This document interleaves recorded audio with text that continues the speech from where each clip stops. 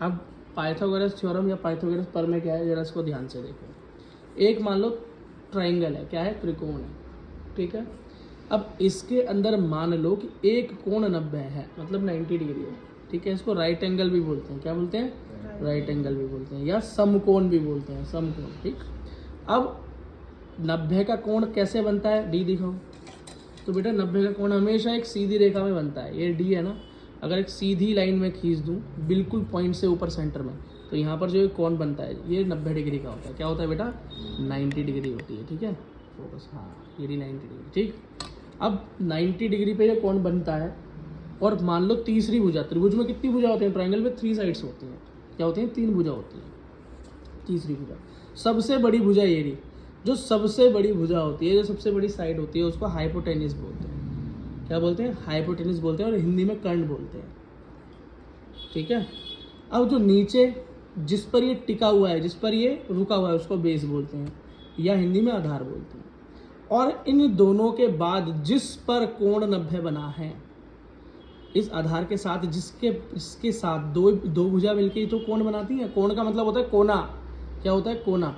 और कोना कब बनता है, जब कोई दो चीजें आपस में दीवार मिलती है तो कोना बनता है, और जहां कोना बनता है वहीं पर कोण बनता है, ठीक है। अगर आप अपना कमरा देखो, कमरे की दीवार का कोना देखो, तो वहां पर जो दो दीवार आपस में जब मिल रही है, जो कोना बन रहा है, आप समझ लो वहां पे कोई ना कोई एंगल है, कोई ना कोई कोण है। कोई भी एक कोना देख लो, वो कोना देख लो उधर, ठीक है। उधर देख बेटा, उधर तो नहीं, कहाँ देख रहा है मुझे, तो कोई कोना दिख रहा है, वो कोना दिख रहा है ना उधर, वो क्या है, कोण है, क्या है, एंगल है, क्या है बेटा, एंगल है। ये 90 का एंगल बन रहा है, ठीक। जिस पर 90 का एंगल बनता है आधार के साथ, उसको हम परपेंडिकुलर बोलते हैं, और इंग्लिश में हम बोलते हैं लंब, वो सॉरी हिंदी में बोलते हैं लंब, इंग्लिश में बोलते हैं परपेंडिकुलर।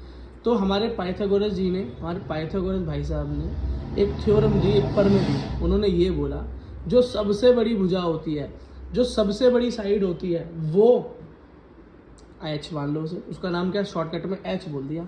टोटल हाइपोटेनियस थे, शॉर्टकट में क्या बोल दिया, एच। हिंदी में क्या है, कर्ण।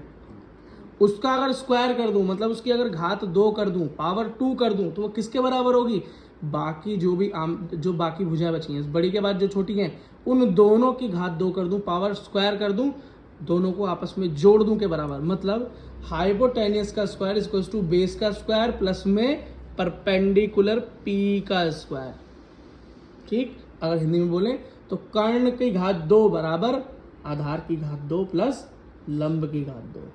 तो बेटा तीनों भुजाएं, तीनों साइडों के नाम पता होना जरूरी है। नाम नहीं पता होंगे तो फॉर्मूला याद करना तो वैसे ही बहुत मुश्किल काम हो गया। पहले नाम पता हो तब फॉर्मूले की बात करो, ठीक है। आप एक चीज सीखो यहाँ पे जो नहीं जानते। अब बोलोगे कि एक फॉर्मूला ये और बन गया, ये कैसे बन गया, बेटा जब ये घात 2 को उस तरफ भेजा जाता है, या अंडर रूट को उधर भेजा जाता है, इक्वल्स टू के इधर भेजा जाता है, तो वो क्या बन जाता है, स्क्वायर रूट बन जाता है। क्या बोल जाता है, स्क्वायर रूट बन जाता है। समझ में आया, ठीक। और इस बात को समझ लो, इस तरीके से क्या बनी, आपकी पाइथागोरस थ्योरम बन गई। अब इसका उपयोग कई तरीके से होता है, और आगे 10th क्लास में, 9th क्लास में पढ़ रहे हो, और उसके बाद 10th क्लास में, 11th क्लास में, 12th क्लास में आपका पीछा नहीं छोड़ेगा, बार बार आएगा, बार बार आएगा, बार बार आएगा। त्रिकोणमिति नाम के एक चैप्टर में पूरा का पूरा आएगा, बार बार आएगा। तो इसे बेटा क्या करो, बार बार समझो, बार बार देखो, और उसको रट डालो। कैसे रट करो, इसे 2 का टेबल याद है, ठीक है, ठीक।